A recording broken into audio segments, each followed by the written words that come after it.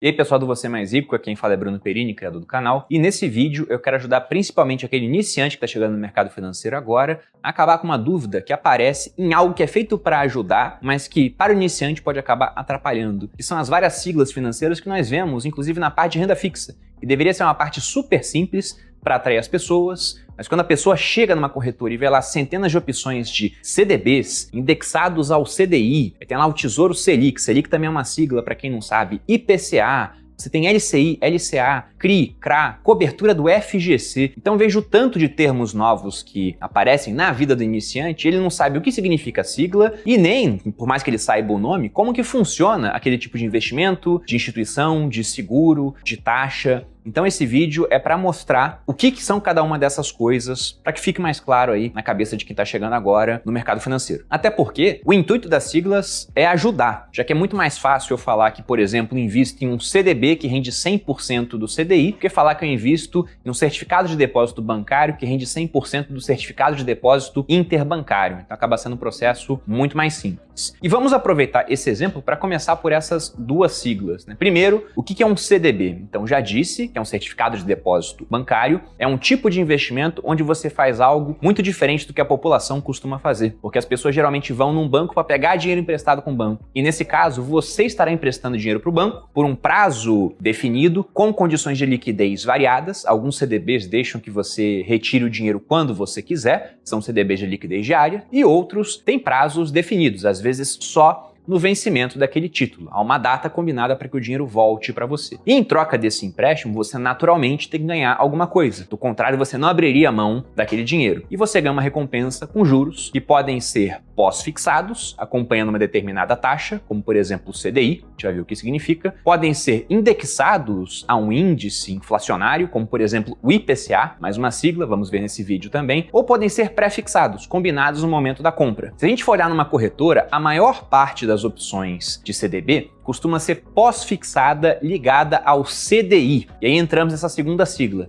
que significa Certificado de Depósito Interbancário. Nossa, Bruno, como assim interbancário? Significa que um banco está emprestando dinheiro para o outro? Seria algo assim? Exatamente. Entenda o seguinte, né? Por que bancos são negócios tão bons? O Warren Buffett, o investidor mais bem-sucedido, ou um dos mais, né, de todos os tempos, ele fala que o melhor negócio que existe é um banco bem administrado e o segundo melhor negócio que existe é um banco mal administrado. Talvez ele tenha mudado de opinião porque hoje a maior parte da carteira dele está em Apple, né? Mas em todo caso, por que ele dizia isso? Porque bancos fazem essa mágica de poder pegar dinheiro com você por juros baixos para emprestar para outras pessoas por juros muito altos. E o ponto além é que ele consegue emprestar até mesmo dinheiro que ele não tem, porque há um multiplicador bancário, o tal do sistema de reservas fracionárias, né, que é um assunto um pouco mais complexo, vou deixar para um outro vídeo, mas o ponto é, bancos estão sempre emprestando mais dinheiro do que possuem. E em determinados momentos, esse banco ele pode vir a sofrer muitos saques, muitas retiradas, ou sofrer mais com inadimplência, uma crise financeira, por exemplo. Muita gente pegou empréstimos e para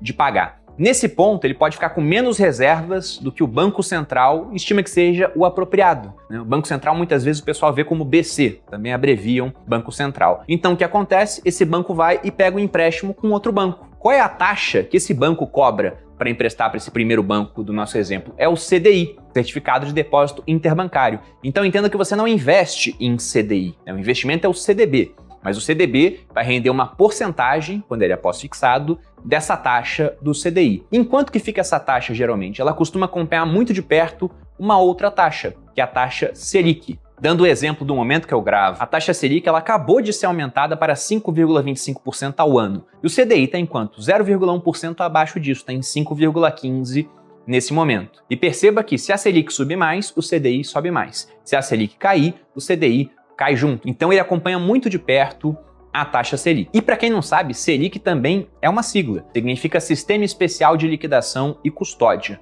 Mas para nós, investidores pessoa física, o que interessa na Selic é que ele é a taxa básica da economia e é utilizada pelo Banco Central como um instrumento para assegurar a inflação, medida pelo IPCA. IPCA seria o Índice de Preços ao Consumidor Amplo, uma medida de inflação que pega ali a variação de certos preços, como por exemplo de itens alimentícios, de serviços, de transporte, em várias capitais brasileiras, que impactam famílias que ganham entre 1 e 40 salários mínimos. Veja que é uma média muito ampla, né? Vai de R$ 1.100 até 44 mil reais. Mas no final, essa variação de preços, é assim que o Banco Central ele mede a inflação. Inclusive o brasileiro ele associa que inflação é aumento dos preços, né? Mas eu, que gosto da Escola Austríaca de Economia, vejo isso como consequência do aumento de oferta monetária, mais dinheiro circulando. Mas isso é assunto para outros vídeos. O que interessa é que quando o IPCA está subindo, muitas vezes porque há muito dinheiro, muita liquidez, muitas pessoas pegando empréstimos, consumindo mais, então essa demanda para uma oferta escassa de itens e serviços, ainda mais por conta das condições que nós vimos na pandemia, né? Muitos comércios fechando, muita gente funcionando com restrições, isso gera um aumento dos preços. Então, o que o Copom, que é o Comitê de Política Monetária, dentro do Banco Central, faz a cada 45 dias. Vai lá e vê se vale a pena subir a Selic. Isso encarece o custo de todo o crédito na economia, então menos gente pega empréstimo. Quem tem empréstimo agora tem que destinar um maior percentual, se fez um empréstimo pós-fixado, para pagar essas taxas. Então você retira a liquidez da economia e isso deve vir a segurar a inflação. Depois que a inflação baixa, eles vão lá e costumam reduzir a taxa Selic, já que não é preciso ter uma taxa tão alta se a inflação não está assustando. E o investimento mais famoso que acompanha a taxa Selic é o popular Tesouro Selic. Você consegue fazer esse tipo de investimento tanto pela plataforma do Tesouro quanto em qualquer corretora, né? Acho difícil uma corretora hoje não ter essa opção de investir em títulos públicos dentro da sua plataforma. E voltando aos investimentos de renda fixa privados, que é quando você empresta recursos não para o governo, seriam os títulos públicos, mas, por exemplo, para um banco, que é o caso do CDB, você também tem outros investimentos muito populares, que são, por exemplo, a LCI e a LCA, que são investimentos irmãos, têm as mesmas regras, o que muda é a destinação dos recursos. Quando você empresta dinheiro para um banco através de um CDB, o banco pode fazer o que quiser com aquilo. Já quando você empresta através de uma LCI, uma letra de crédito imobiliário, ou através de uma LCA, uma letra de crédito do agronegócio, esse recurso ele vai estar ligado ou a uma iniciativa imobiliária ou a uma iniciativa do agronegócio. E como o governo adora estimular esses dois setores, porque são setores importantes para o PIB e também para a geração de empregos, eles, para não atrapalhar, deixam esse investimento isento de imposto, facilitando as condições de financiamento para essas iniciativas. É até interessante isso, né? Quando o governo não quer atrapalhar, ele tira o imposto. Então o que ele faz quando ele coloca o imposto? Ele atrapalha, mas também é assunto para um outro vídeo. Em todo caso, é esse o significado da sigla. E o que muda de uma LCI e uma LCA para um CDB? O fato de que não há cobrança de imposto de renda, você também tem aquela presença de indexadores variados, pode ser pós-fixada, ligada novamente ao CDI, pré-fixada ou indexada à inflação, no caso aí ao IPCA, é o índice mais comum, e também com condições de liquidez que são combinadas no momento, algumas possibilitando um resgate em prazos mais flexíveis, às vezes no meio do caminho. Nunca vi uma de liquidez diária de cara, ou seja, que você possa resgatar quando você quiser na mesma hora, mas já vi opções que após um prazo, como por exemplo 90 dias, te permitem resgatar quando você quiser. Mas a grande maioria vai ter uma liquidez em prazos combinados. E esses dois investimentos em renda fixa são especialmente atrativos para um prazo de até uns 2 anos, mais ou menos. Porque após 2 anos, o CDB, que tem cobrança de imposto de renda, ele chega na alíquota mínima de IR, que seria de 15%. Então os CDBs começam a ficar mais competitivos em comparação com as LCIs e LCAs. E todos esses investimentos que eu disse até agora, com exceção do Tesouro Selic, que é você emprestando dinheiro para o governo, mas o CDB, LCI e LCA, eles têm a cobertura do FGC. E muitas vezes quando as pessoas veem essa cobertura, não entendem muito bem como funciona de cara, mas entendem, olha, é um tipo de seguro, então esses investimentos, eles são tranquilos, são extremamente confiáveis, nada pode dar errado. E não é que nada possa dar errado, mas a garantia do FGC realmente é uma garantia muito boa, sobretudo pensando que você está emprestando dinheiro para pequenas instituições, muitas vezes. Então, o que é o FGC? FGC significa Fundo Garantidor de Crédito e é uma espécie de seguro, um funcionamento um pouquinho diferente do seguro, tem um detalhe que eu vou falar aqui, mas que foi criado pelos próprios bancos, é uma instituição privada e mantida pelos participantes. E o que acontece é que quando um banco quebra, se você tem dinheiro em conta bancária naquele banco ou emprestado para o banco, né, através de um CDB, uma LCI, uma LCA, recursos na poupança, você tem direito a uma cobertura de até R$250 mil por CPF dentro daquela instituição. E contando outras instituições, você tem uma cobertura de 1 milhão no volume global. Ou seja, se você tem R$1 milhão e espalha esse 1 milhão em 250 mil em 4 instituições, você está totalmente coberto. Até a hora que você tem 250 mil. Se no dia seguinte você passa a ter 250 mil e R$1 naquela instituição, esse R$1 o que naturalmente vai acontecer através dos rendimentos, já não vai estar coberto. E caso o banco venha a ter problemas, né, não só bancos, isso cobre também financeiras, você tem direito àquele ressarcimento, desde que, e esse é o ponto onde o FGC muda em relação a alguns seguros, eles tenham recursos para te dar o ressarcimento. Geralmente o FGC tem esses recursos, porque são os pequenos bancos que acabam quebrando. Como exemplo, eu entrei no aplicativo do FGC e tirei esse print aqui mostrando duas instituições que quebraram há relativamente pouco tempo. A Companhia Hipotecária Brasileira e a da Casa Financeira. Uma em março de 2021 e a outra em fevereiro de 2020. E se você tinha recursos nessas instituições, você faria jus à garantia do FGC, vai ser pago, vai demorar um tempinho para isso, o processo ele não é automático. Eu vou ficar devendo um pouco a parte prática do processo, porque em 16 anos de mercado financeiro, eu nunca precisei da garantia do FGC, nunca investi em um banco que quebrou. Mas em todo caso, costuma demorar um tempo, mas você recebe o dinheiro, sendo que ele para de render a partir da intervenção feita pelo Banco Central, e aí o FGC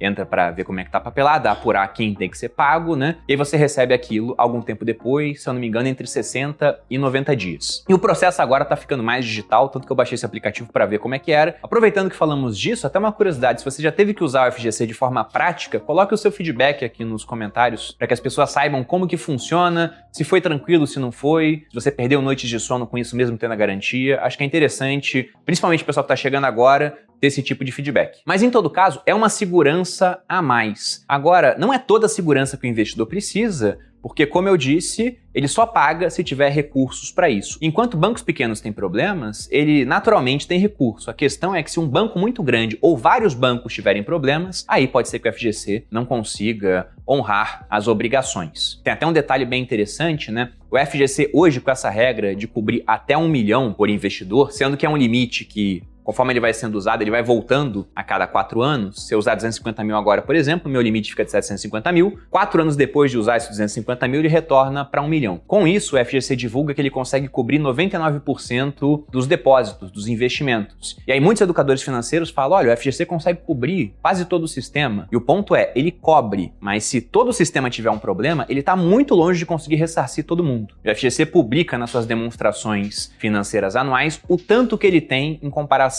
com o tamanho do sistema. E geralmente ele fica abaixo de 2,5% de todo o sistema. Nesse momento, usando dados de 2020, que são os mais recentes que a gente tem, em termos de liquidez, o FGC tem cerca de 1,95% do que seria necessário para cobrir um grande evento sistêmico, onde o sistema todo viesse a ter problemas. Algo que é muito raro e a melhor coisa que você pode fazer é investir em bancos lucrativos, porque dessa forma a chance de ter que usar um FGC da vida fica muito, muito menor. E um detalhe que você pode ter visto quando eu mostrei esse print do aplicativo do FGC é que ele não cobre apenas bancos, né? Ele cobre financeiras. A da Casa, que quebrou no ano passado, em fevereiro, era uma financeira. E muita gente tinha investido na da Casa usando corretoras que ofereciam LCs daquela instituição. E o que é LC? Talvez essa seja a sigla de renda fixa que causa mais problema aí, porque significa letra de câmbio, sendo que não tem nada a ver com a nossa ideia de câmbio, real para dólar, não tá ligado a isso, mas simplesmente aquela ideia de câmbio como troca, né? No final das contas é você emprestando dinheiro para que a financeira possa emprestar para outras pessoas. Então a gente pode falar que é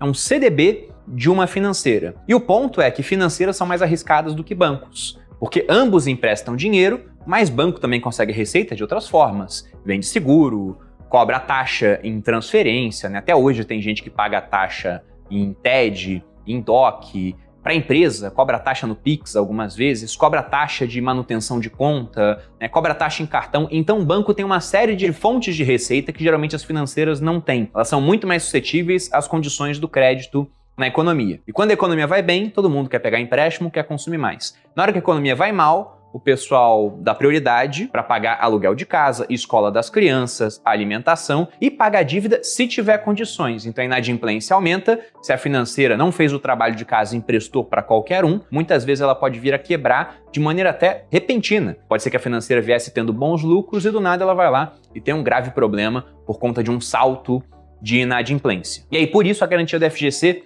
é importante, mas o ponto é, se for pegar uma LC, pense sempre que essa LC, que é sujeita a cobrança de imposto de renda igual ao CDB, deve pagar mais do que o CDB, porque afinal de contas ela traz mais risco, já que financeiras são mais arriscadas do que bancos. E as últimas duas siglas dentro do mundo da renda fixa, isso não esgota o assunto, há outras, são de investimentos que eles fogem desse setor bancário e aí já não tem mais a garantia da FGC, estão sujeitos a mais risco, que são as CRIs e os CRAs. Então, o que significa? É certificado de recebíveis imobiliários, no caso do CRI, e certificado de recebíveis do agronegócio, no caso do CRA. A gente pode falar que é similar ali ao que acontece em LCI e LCA. A diferença é que no LCI e no LCA você empresta para um banco, e aí você tem a garantia da FGC. Aqui você está negociando direto com empresas, então não há essa garantia do FGC. E você também tem um outro tipo de empréstimo a empresas, que são chamadas debêntures. Só que na debênture a empresa pega aquele recurso e faz o que quiser. Num CRI e num CRA, isso vai estar ligado, no caso do CRI, a uma iniciativa imobiliária e no caso do CRA, a uma iniciativa ligada ao agronegócio. Esses investimentos, eles são isentos de imposto de renda, assim como LCIs e LCAs, porque, como eu já disse, são setores que o governo gosta de estimular, então, para não atrapalhar, eles vão e tiram os impostos. Tem vencimentos variados, indexadores variados também, pode ser pós-fixado, ligado ao CDI. Alguns pagam, inclusive, CDI mais uma taxa pré-fixada ou uma taxa prefixada de cara, o que é mais raro, sobretudo em crise CRAs de longo prazo, porque não costuma ser uma boa emprestar dinheiro no longo prazo com condições de liquidez meio adversas, né? Que é o que acontece em crise CRAs. Você até pode vender no meio do caminho, mas geralmente quando você faz isso você perde algum dinheiro, porque é um mercado muito subdesenvolvido, não tem muita gente negociando, demandando esses títulos. E aí, por conta disso, no longo prazo, os mais comuns são ligados à inflação, pagando IPCA mais uma taxa. E da mesma forma que eu falei que uma LC de uma financeira tem que pagar mais do que um CDB, CRIs e CRAs, por terem mais risco embutido, eles também têm que ter um prêmio de risco, ou seja, tem que pagar mais em condições de mesmo prazo, por exemplo, comparados a investimentos bancários. E nessa comparação, lembre-se de que CRI e CRA é isento de imposto de renda, o outro pode ter imposto de renda, então tire o imposto da conta para ver qual que está pagando mais. Se aqui estiver pagando menos, geralmente não compensa você emprestar dessa forma. Vale mais a pena pegar um investimento bancário, porque afinal de contas você teria uma garantia do FGC. Acredito que com isso a gente deu uma bela de uma passada geral nas siglas que acompanham a renda fixa, pelo menos aquelas que são as mais populares, com dezenas, centenas de opções listadas nas diversas corretoras que nós temos aqui no Brasil. E com isso espero ter facilitado a vida de quem está chegando agora no mercado financeiro. Se você gostou do vídeo, deixe seu like aqui, se inscreva no canal, deixe um comentário sugerindo novas pautas, talvez ainda ligadas a essa parte iniciante ou mais aprofundada.